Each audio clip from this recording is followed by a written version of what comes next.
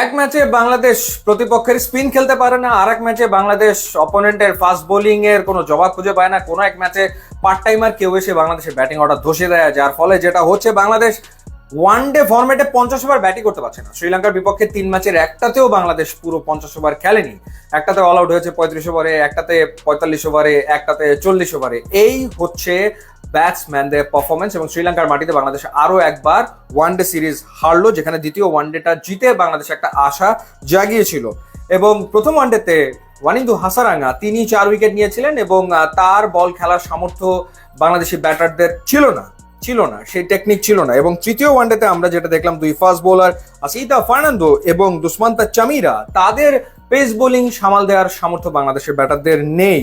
এবং যেভাবে করে চামিরা নাজমুল হোসেন শান্ত এবং একই সাথে তাওহিদ হৃদয়কে বোল্ড করেছেন, সেখানে বাংলাদেশি ব্যাটারদের দুর্বলতা, টেকনিকের ঘাটতি একেবারে ফুটে উঠেছে। অথচ উইকেটটা ব্যাটিং এর জন্য দুর্দান্ত ছিল, যার প্রমাণ শ্রীলঙ্কা প্রথমে ব্যাট করে 285 করে 7 উইকেট। একটা সময় মনে হচ্ছিল যে 320-325 অনায়াসে হবে, কিন্তু বাংলাদেশের বোলাররা শেষ 10 ওভারে গিয়ে রানের লাগামটা টেনে ধরতে সক্ষম হন। মাত্র 63 রান আসে, 4টা উইকেট বাংলাদেশ নেয়।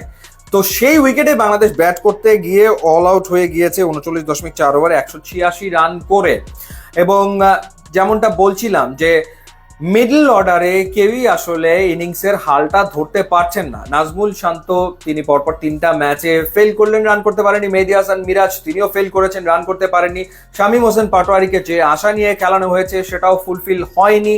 এবং আমরা দেখলাম এই 3টা ওয়ানডেতে 2টা ম্যাচে 2 ওপেনার 2টো 50 করেছে। তাওহিদ হৃদয় 2টো 50 করলো, একমাত্র তিনিই রান করেছেন। আর জাকির আলী অনেক একটা 50 করেছে। অর্থাৎ শেষ দিকে গিয়ে সে একা একা আসলে কি বলবো যে পার্টনারের অভাবে নিজের মতো করে লড়াই করার চেষ্টা করেছেন। এবং টেইল এন্ডার ব্যাটাররা কেউ আসলে কোনো কিছু কন্ট্রিবিউটই করতে পারছে না, উইকেটে থাকতেও পারছে না। এবং সেই কারণে বাংলাদেশ পুরো 50 ওভার ব্যাট করতে পারছে না। এবং ওয়ানডেতে বাংলাদেশের যে করুণ অবস্থা সেটা ফুটে উঠছে বারবার। আফগানিস্তানের বিপক্ষে আমরা গত বছরের শেষ দিকে 2-1 ওয়ানডে সিরিজ হেরেছিলাম। ওয়েস্ট ইন্ডিজের মাটিতে আমরা 3-0 ওয়ানডে সিরিজ হেরেছি। এবার আমরা শ্রীলঙ্কার বিপক্ষে 2-1 ওয়ানডে সিরিজ হারলাম। মাঝখানে চ্যাম্পিয়ন্স ট্রফিতে আমরা ইন্ডিয়া এবং নিউজিল্যান্ডের কাছে ম্যাচ হেরেছি। তো সব মিলিয়ে আমরা মাত্র 2টো ম্যাচ জিততে পেরেছি, একটা সেই আফগানিস্তানের বিপক্ষে, আর একটা হচ্ছে শ্রীলঙ্কার বিপক্ষে। হেরেছি কতগুলো? আফগানদের বিপক্ষে 2টা, শ্রীলঙ্কার বিপক্ষে 2টা, ওয়েস্ট ইন্ডিজের বিপক্ষে 3টা, 3, 4, 5, 6, 7 আর চ্যাম্পিয়ন্স ট্রফিতে 2টা। 9 হারের বিপরীতে বাংলাদেশের মাত্র 2টা জয়। এবং এই হারগুলো কেন, আপনি যদি এই বিশ্লেষণে যান দেখবেন ব্যাটিং ব্যর্থতা, আর কিছু না। বাংলাদেশের ব্যাটসম্যানরা তারা ব্যাটিংটা ঠিক মতো করতে পারছে না। কোনো পার্টনারশিপ আসলে মিডল ওভারগুলোতে হচ্ছে না। মিডল ওভারগুলোতে পার্টনারশিপ হয় না এবং মিডল ওভারগুলোতে দেখা যায় বাংলাদেশ রান তুলতে পারে না।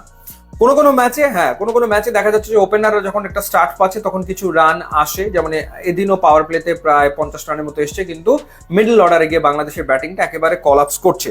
সো এই বাস্তবতা থেকে ঘুরে দাঁড়ানোর উপায় কি কে জানে, কিভাবে বাংলাদেশ ঘুরে দাঁড়াবে। সামনে বাংলাদেশের অনেকগুলো সিরিজ রয়েছে, খেলা রয়েছে।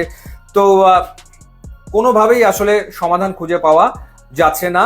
এবং এখন পর্যন্ত শ্রীলঙ্কার বিপক্ষে 10টা বাইলেটারাল সিরিজ খেলে বাংলাদেশ হেরেছে কটাতে? 6টাতে হেরেছে। এটা বাংলাদেশের 7ম সিরিজ হার। তো যাই হোক, সবচেয়ে দুঃখের ব্যাপার যেটা, সেটা হচ্ছে প্রতিদ্বন্দ্বিতা গড়তে না পারা।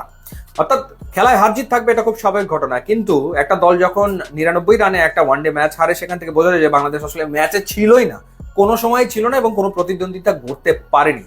তো শ্রীলঙ্কার সাথে বাংলাদেশ ওয়ানডেতে প্রতিদ্বন্দ্বিতা করতে পারছে না, এটা অত্যন্ত দুঃখজনক। ইউটিউব, ইনস্টাগ্রাম লিঙ্ক আছে, আপনারা যোগ দিলে খুবই খুশি হবেন। Thanks for watching.